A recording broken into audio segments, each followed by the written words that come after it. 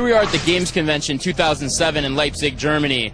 Now, this is the special EA Business Lounge, and as you can see, it's kind of an exclusive gathering where a lot of the top-tier press and marketing and different salespeople come to check out EA's special secret lineup of titles that they don't show to the public. Now, for Battlecast Primetime fans, we're actually going to take you behind closed doors to see what Command & Conquer 3 Kane's Wrath is all about. So let's have a look. Now, as you can see, typically, you're not allowed to film back here, but for Battlecast Primetime fans, let's have a sneak peek.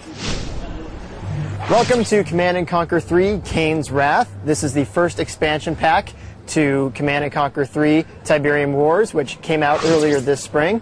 We're doing a lot of cool things in this expansion pack. First and foremost, we're adding an entire new campaign that spans 20 years of the Tiberium universe, going from the end of the Second Tiberium War, where Command & Conquer Tiberian Sun Firestorm left off, taking us through the events of Command & Conquer 3 and also beyond that in the storyline.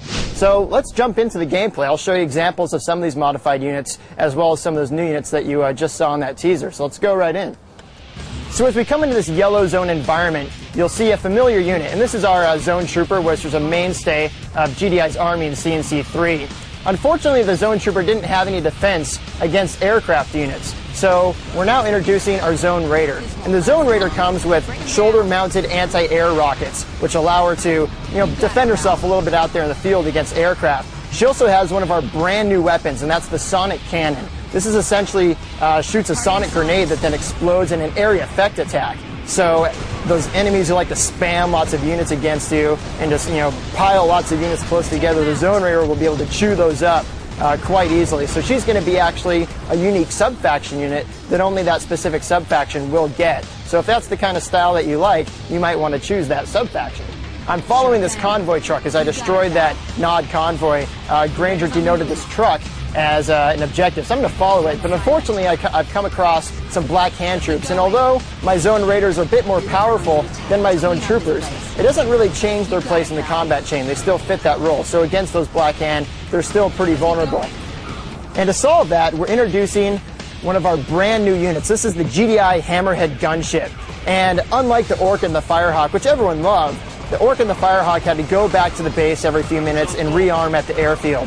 The Hammerhead doesn't need to do that. It comes with twin autocannons that have unlimited ammunition, allowing them to stay out in the field as long as possible. This is actually one of the units that the fans really requested on the boards after CNC3, so we were happy to implement it and kind of fill that gap in GDI's combat chain. Unfortunately, every unit has their weakness, and the Hammerheads is also against aircraft. It doesn't have any natural anti-air defenses. In fact, GDI as a whole in CNC3 didn't have a very strong anti-air game. So to fill that gap, we're adding another one of our brand new units, and this is the GDI Slingshot anti-aircraft vehicle.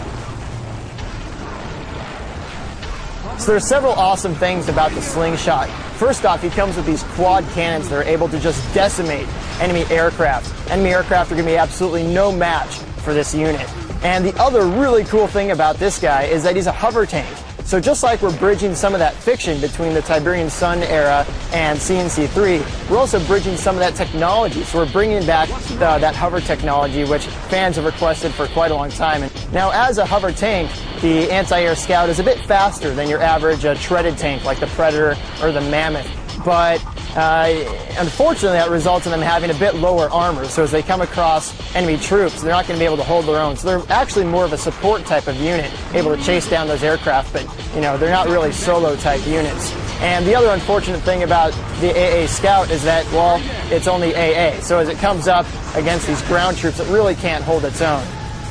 So to take out some of these Nod ground troops, I'm going to bring in one of our unique sub-faction upgrades. So this is our standard Orca. You remember him, obviously, from CNC3. But he has that sonic grenade that you saw in the Zone Raiders that, again, explodes in that area effect bubble. So if you like using that type of strategy against your enemy, you're playing against those players who like to spam lots of units, maybe you want to choose this sub-faction and get those extra armaments for your units. And as I continue to move throughout this mission, I'm going to come across this Nod base, and unfortunately it's heavily defended by anti-aircraft turrets. So my Orcas aren't really going to be able to crack this base. I'm going to need to bring in a mix of some of our new units.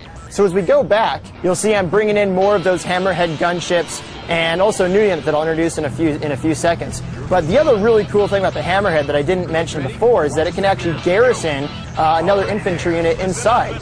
So as I move these different units in, the hammerhead is going to gain the extra firepower from those infantry units. So if I put zone troopers in there, it'll be able to fire rail guns down from the sky. If I put grenadiers in there, they're going to chuck grenades out the window. And if I put maybe some rocket troops in there, it might actually give it a little bit of anti-air defense, since rockets can shoot both ground and air. So you have a lot of customizable options with this new hammerhead unit that's really going to make it versatile for GDI's air game.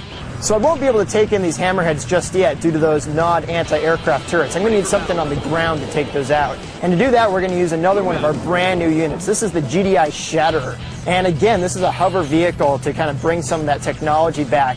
Again, makes it a bit faster, but a bit more lightly armored. And the Shatterer is really cool because it actually takes the sonic emitter weapon that was a popular defensive weapon in CNC3, and now we've put it on an actual vehicle to make it mobile in the field. And if you remember, the really cool thing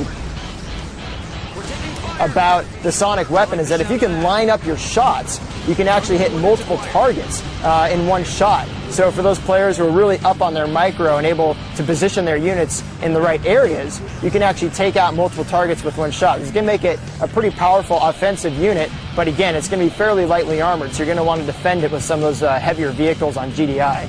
And so now that I've taken out these anti-aircraft turrets, I can bring in those hammerheads and start raining some hell down on this NOD base. And as I bring in these hammerheads, you're going to notice some really cool things happening. All those infantry weapons are also firing off, along with those twin autocannons. So as you see those rail guns shooting down, you can hear that familiar commando machine gun that's firing down.